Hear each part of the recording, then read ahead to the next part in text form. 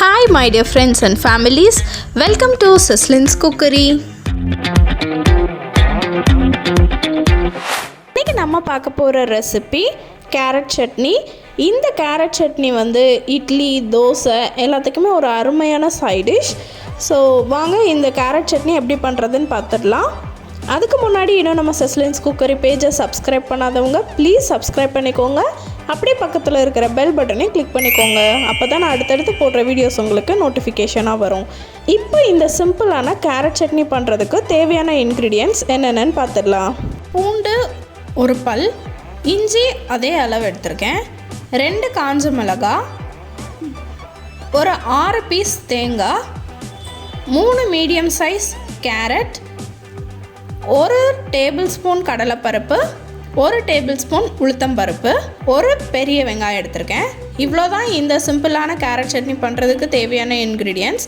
இப்போ இந்த டேஸ்டான ரெசிபி எப்படி பண்ணுறதுன்னு பார்த்துடலாம். ஸ்டவ்வில் ஒரு கடாய் வச்சுக்கலாம். இப்போ கடாய் நல்லா சூடானதுக்கப்புறமா அதில் ஒரு 2 டேபிள் ஸ்பூன் வந்து கடலெண்ணெய் நான் ஆட் பண்ணியிருக்கேன்.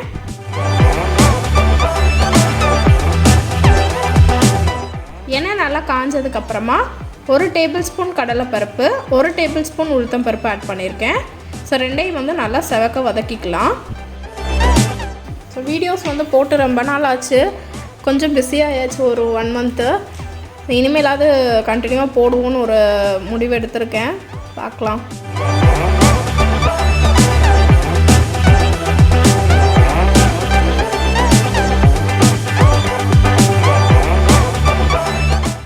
ஸோ இப்போ பார்த்திங்கன்னா நல்லா ப்ரௌன் ஆயிடுச்சு. ஸோ இப்போ வந்து ஒரு பல் பூண்டு, அதே அளவுக்கு இஞ்சி, 2 காஞ்ச மிளகா ஆட் பண்ணியிருக்கேன். இது வந்து ரொம்ப காரமாக இருக்குது இந்த காஞ்ச மிளகா, அதனால் நான் 2 சின்ன மிளகா தான் நான் ஆட் பண்ணியிருக்கேன். நீங்கள் காரத்துக்கு தக்கன வந்து ஆட் பண்ணிக்கோங்க. ஸோ இந்த கேரட் வந்து கொஞ்சம் இனிப்பாக இருக்கும், அதனால கொஞ்சம் காரம் வந்து தூக்கலாக வைங்க. இதில் இப்போ லைட்டாக வதக்கி விட்டுட்டு ஒரு மீடியம் சைஸ் பெரிய வெங்காயத்தை வந்து நல்லா க்யூப்ஸாக கட் பண்ணியிருக்கேன், நான் அதையும் ஆட் பண்ணிக்கிறேன். ஸோ வெங்காயத்தையும் போட்டு நல்லா கொஞ்சம் லைட்டாக வந்து வதக்கி விட்டுக்கலாம்.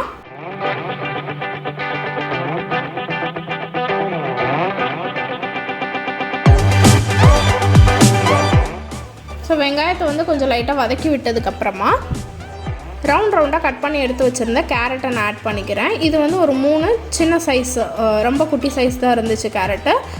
3 குட்டி சைஸ் கேரட் வந்து நான் ரவுண்டாக கட் பண்ணி எடுத்து வச்சுருக்கேன். ஸோ அதையும் நான் ஆட் பண்ணிக்கிறேன். ஆட் பண்ணிவிட்டு கொஞ்சம் லைட்டாக வந்து நம்ம வதக்கி விட்டுக்கலாம். வதக்கி விட்டுட்டு அப்பப்போ மூடி போட்டுட்டு எடுத்து திருப்பி மிக்ஸ் பண்ணி விட்டுட்டு மூடி போட்டு வேக வைக்கலாம்.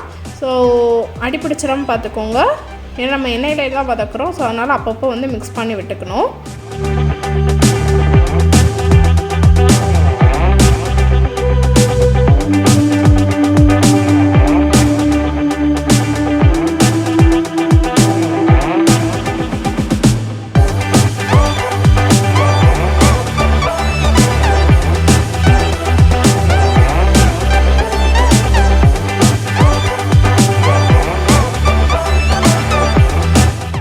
இந்த மாதிரி மிக்ஸ் பண்ணி விட்டுக்கோங்க. அப்புறமா கேரட் நல்லா வதங்கினதுக்கப்புறமா ஒரு 6 பல் தேங்காய் வந்து நான் எடுத்து வச்சுருக்கேன், குட்டி குட்டியாக கட் பண்ணிவிட்டு. ஸோ அதையும் வந்து நம்ம ஸ்டவ் எப்போ ஆஃப் பண்ண போகிறோமோ அதுக்கு ஒரு 2 நிமிஷத்துக்கு முன்னாடி நம்ம ஆட் பண்ணிக்கிறோம். ஆட் பண்ணிவிட்டு அந்த ஹீட் வந்து அந்த தேங்காயில் இறங்கினா போதும், அந்த அளவுக்கு நம்ம வந்து வதக்கி விட்டுக்கலாம் தேங்காவை. ஸோ இப்போது ரெடி ஆகிடுச்சு. ஆஃப் பண்ணிவிட்டு இந்த சட்னிக்கு தேவையான அளவு நான் உப்பு ஆட் பண்ணியிருக்கேன். இது நீங்கள் வதக்கும் போது போட்டாலும் சரி, இப்போ போட்டாலும் சரி. ஸோ உப்பு போட்டுட்டு அதையும் கொஞ்சம் இந்த லைட்டாக அந்த சூட்லேயே வந்து மிக்ஸ் பண்ணி விட்டுக்கலாம்.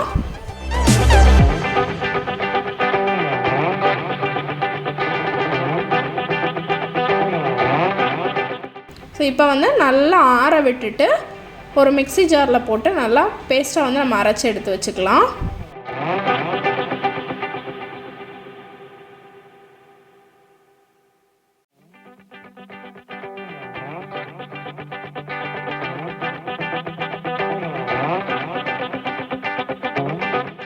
இந்த மாதிரி வந்து நம்ம நல்லா பேஸ்ட்டாக வந்து தண்ணி ஊற்றி நம்ம வந்து அரைச்சி எடுத்துக்கலாம். இப்போது அதே கடாயை அடுப்பில் வச்சுட்டு ஒரு டீஸ்பூன் வந்து நான் எண்ணெய் ஆட் பண்ணியிருக்கேன். ஆட் பண்ணிவிட்டு கருவேப்பிலை இருந்தால் ஆட் பண்ணிக்கோங்க. எனக்கு வந்து கருவேப்பிலை இல்லை, அதனால நான் ஆட் பண்ணலை. ஸோ கடுகு நல்லா பொரிஞ்சதுக்கப்புறமா நம்ம அரைச்சி எடுத்து வச்சுருந்த கேரட் சட்னியை இதில் ஆட் பண்ணிக்கிறோம். ஆட் பண்ணிவிட்டு கொஞ்சம் நல்லா மிக்ஸ் பண்ணி விட்டுட்டு மிக்ஸி ஜார்லேயே கொஞ்சம் தண்ணியை ஊற்றிட்டு அதையும் சேர்த்து நான் ஆட் பண்ணிக்கிறேன். ஸோ எந்த அளவுக்கு உங்களுக்கு தண்ணி வேணுமோ நீங்கள் ஆட் பண்ணிக்கோங்க. காரம் பார்த்துட்டு தண்ணி ஆட் பண்ணிக்கோங்க.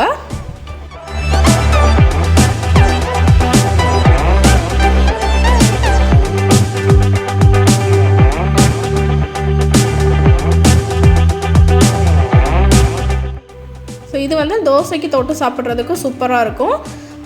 ஒரு அருமையான நெய் ரோஸ்ட் ஊற்றிட்டு இந்த சட்னி வச்சு சாப்பிட்டோம். சூப்பராக இருந்துச்சு. நீங்களும் இதை கண்டிப்பாக ட்ரை பண்ணி பாருங்கள். ட்ரை பண்ணி பார்த்துட்டு எப்படி இருந்துச்சுன்னு உங்கள் கமெண்ட் எனக்கு ஃபீட்பேக்காக சொல்லுங்கள். Let have an enjoy. இந்த வீடியோ பிடிச்சிருந்துச்சுன்னா லைக் பண்ணுங்கள், ஷேர் பண்ணுங்கள். மறக்காமல் செஸ்லின்ஸ் குக்கரி பேஜுக்கு சப்ஸ்கிரைப் பண்ணுங்கள். இன்னும் ஒரு நல்ல வீடியோவில் உங்களை நான் சந்திக்கிறேன். until then bye.